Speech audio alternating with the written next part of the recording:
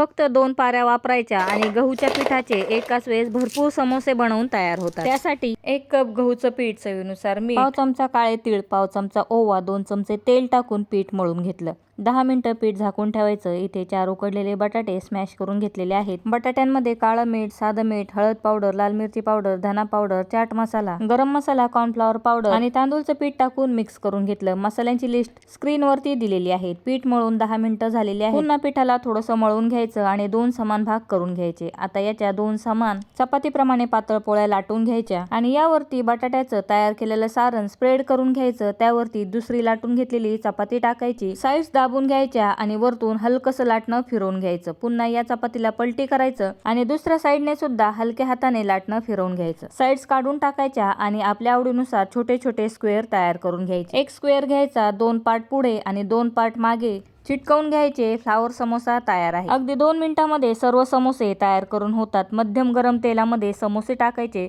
आणि समोस्यांची खालची साईड कडक झाली की समोस्यांना पलटी करायचं।